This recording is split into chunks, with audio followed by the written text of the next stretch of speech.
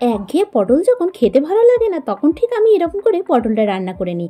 তোমাদের পটল খেতে ভালো না লাগলে তোমরাও এই রেসিপিটি একবার ট্রাই করে দেখতে পারো। খেতে কিন্তু দারুণ লাগে। আর পটলটা একদম শুকনো শুকনো করে রান্না করলে খেতে যা লাগে না, তার জন্য কিন্তু অবশ্যই পটলের রেসিপিটা তোমাদের দেখে নিতে হবে আর একবার এইভাবে বানিয়ে নিতে হবে।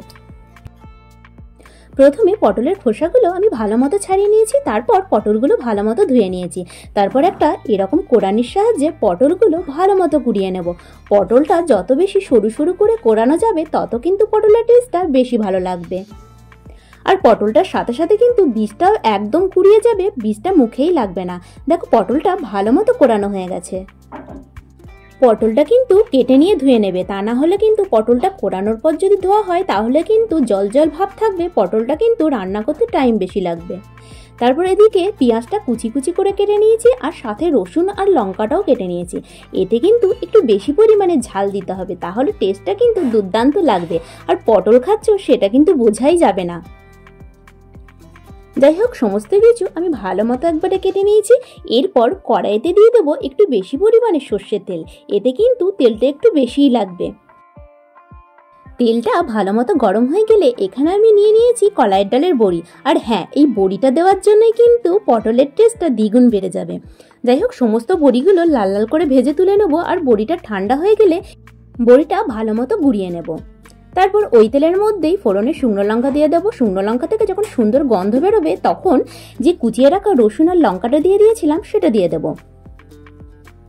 ভালো মতো ভাজা ভাজা হয়ে গেলে কুচিয়ে রাখা পেঁয়াজটা দিয়ে দেবো। তারপর পেঁয়াজ, রসুন আর লঙ্কাটা ভালো মতো লাল লাল করে ভেজে নেব।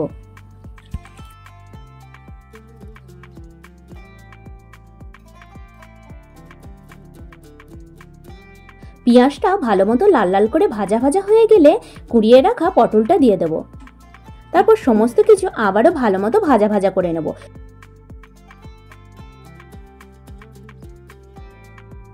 পরিমাণ মতো হলুদ গুঁড়ো, কাশ্মীরি লঙ্কা গুঁড়ো আর পরিমাণ মতো নুন দিয়ে দেবো। সমস্ত কিছু নাড়াচাড়া করে নিয়ে ভালো মতো ভাজা ভাজা করে নেব।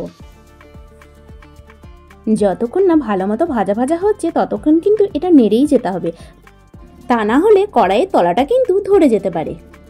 আর এটা যত বেশি শুকনো শুকনো করবে তত কিন্তু খেতে ভালো লাগবে। তারপর আমি এতে ঢাকা দিয়ে দেবো। কিছুক্ষণ পর ঢাকনাটা খুলে নেব। সমস্ত কিছু ভালো মতো ভাজা ভাজা হয়ে গেছে।